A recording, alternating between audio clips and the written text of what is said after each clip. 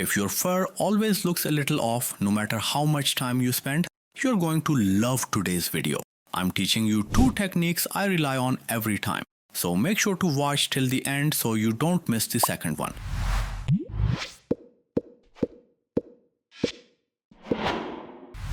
Okay, so the first technique I want to show you today is the one I use whenever I need soft or lighter toned fur. Before we talk about the strokes, we need to talk about the base layer, because fur only looks good when the foundation underneath is smooth. I always recommend creating your base with graphite powder, whenever you know you'll need brighter highlights later. When you shade directly with a pencil, the graphite sinks deep into the tooth of the paper, and lifting clean highlights becomes a struggle. Powder, on the other hand, sits right on the surface, which makes it super easy to pull out those bright, thin strokes in just one go. And if you don't have ready-made powder, don't worry at all. Just grab the pencil grade you want the powder of and rub it on a scraper. I'm using an 8B today. You can even use a piece of sandpaper or masking tape stuck on a sheet if you don't own a scraper. Anything slightly rough will convert the pencil lead into soft powder. Dip your dry brush into this powder and shade the area slowly. Use more powder for darker portions and less for lighter ones. This gives you a smooth 3D base. And trust me, a good base makes the fur so much easier later on.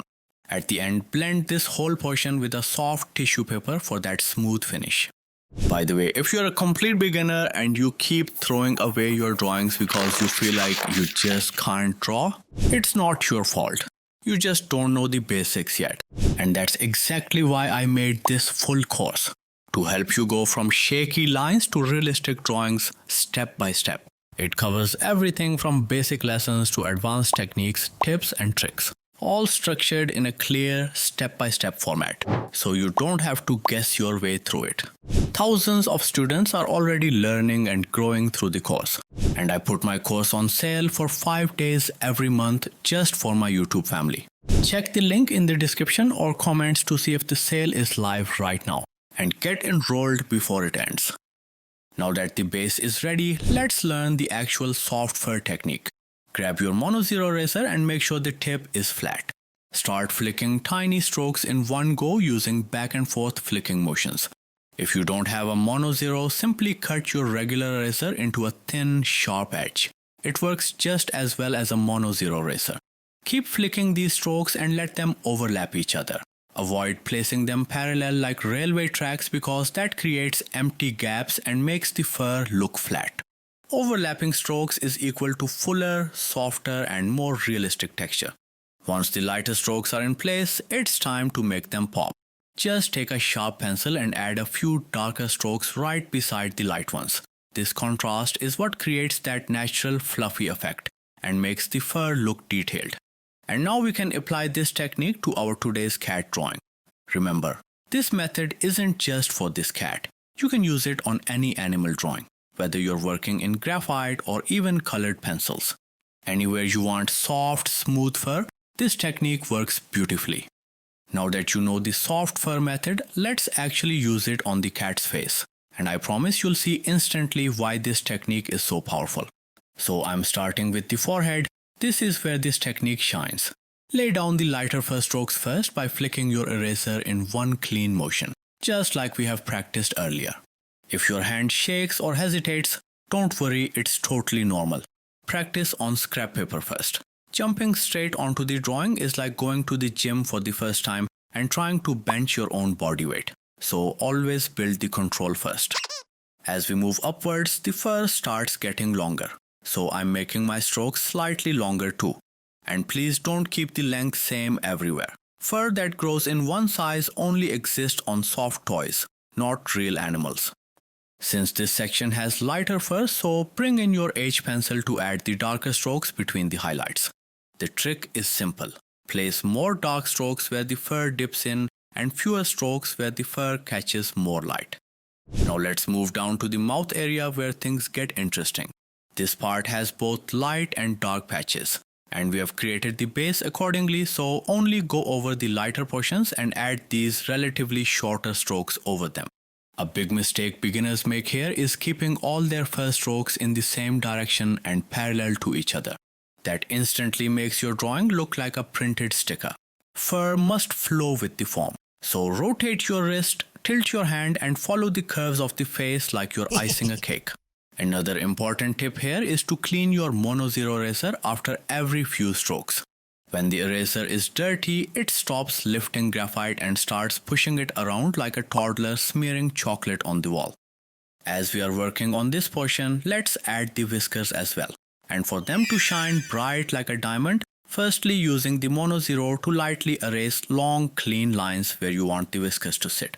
This removes the graphite underneath and gives us a clean base so the whiskers don't look smudged later on. Also keep in mind to always start whisker strokes from the darker fur patches because the contrast makes the whiskers pop sharper. And keep the lengths different because perfectly identical whiskers exist nowhere. Now let's bring in the indenting stylus, or in my case, my trusty nail art dotting tool. If you don't have one, an empty ballpoint pen works perfectly. Just don't use the one you actually write with or it'll betray you mid-drawing. I'm gently tracing over the guideline in one clean motion. If you struggle to see the indent lines, lower your head slightly. When the light hits the grooves from an angle, they start to glow. Once the indentation is done, you can shade over the whisker area using an 8B pencil. The graphite goes everywhere except inside the grooved line, so the whisker pops out automatically. That's why this method looks so clean compared to erasing whiskers at the very end. Keep your pencil angle low here. A high angle will accidentally darken the whole whiskers, which is basically the drawing version of dropping food on the floor after perfectly plating it. You can do this indentation step before adding a base layer if you want to. I just forgot to add them at that time. Now back to the forehead portion above the eye, and we are again sandwiching light eraser strokes and dark pencil strokes. This is the part where the drawing starts looking like real fur. And trust me, this is the moment you'll feel like, okay wait, I actually know what I'm doing. By the time you finish this section, the cat starts looking soft, fluffy and alive. Before we get into the second technique, let's pause for a second and bring this eye to life by giving it that glossy, glass-like shine. Grab your 8B pencil and gently darken the areas which are looking dull. And in this case, the upper lid and the iris looks a bit dull. For that deep, realistic look, layer more graphite at the top of the iris and slowly reduce it as you move down. This simple gradient instantly adds depth. Next, grab your Mono Zero eraser and lift the highlights from the inner corner using tiny circular motions. Since the highlights in this reference are soft and blended, these small circles help give the eye that natural roundness. If any graphite ends up spilling into the rectangular reflection shape, just reshape it and clean it up. You can also add this thin curved highlight line on the iris to make it look more round and shiny. For the final sparkle, fill the rectangular reflection with a jelly roll pen. If you don't have one, a regular white corrector pen works surprisingly well. Once the highlight is in place, sharpen its edges with your pencil so it blends cleanly into the rest of the eye. Okay, so now let's move on to the second technique, which is the one you can use whenever you want darker fur. This method is very simple. Start by adding the darker strokes first using an 8B pencil and use the same flicking motion from the previous technique. Just make sure these strokes overlap instead of running parallel just like we did earlier, because parallel strokes leave empty gaps and make the fur look flat instead of textured. Real fur is never uniform, and beginners often make the mistake of repeating the same stroke over and over. If you notice your lines looking too similar, adjust your angle slightly or vary the pressure to keep the texture natural. Once you have the darker fur texture in place, it's time to make them stand out. Use your Mono Zero eraser to add brighter strokes right beside some of the dark ones. This contrast is what creates that sharp, realistic texture. Just avoid adding too many bright strokes, because that can make the whole area look blurry or chalky instead of clean and defined. This technique gives you full control over depth, contrast, and texture, and it works beautifully on any drawing where the fur needs to look thicker, darker, or more detailed. So now let's incorporate this technique in our drawing, and we can see that the cheeks of the cat are relatively darker. So start by laying your darker strokes first using your 8B pencil. as I have explained earlier. Since the fur here is longer, let your strokes stretch a little more. A common beginner mistake is keeping every stroke the same size. Like you're copy pasting the strokes. Real fur doesn't grow like that. So change the length, change the direction, and let the strokes follow the form of the face. If you ever feel lost, just quickly look at the reference and the flow becomes easier to spot. Now once the darker base is in, it's time to brighten things up. Use the flat tip of your mono zero and start dropping lighter strokes in between the dark ones. Place them gently and follow the flow of the base you already created. This makes the whole process feel much more natural, almost like you're just tracing the light. As you move downward, slowly increase the space between the lighter strokes. This keeps the fur feeling airy instead of overfilled. Always remember the rule that if the area looks light, start with light strokes using a mono zero eraser. And if it looks dark, start with dark strokes using a graphite pencil of the required grade. This tiny decision alone prevents that classic "something feels off but I can't tell what's the problem." And before moving on, add any final touches where the brighter strokes look dull. Tiny adjustments here make the cheek look full, soft, and naturally blended. Alright, before we wrap this up, let's quickly bring the whiskers to life because this tiny step changes the whole drawing.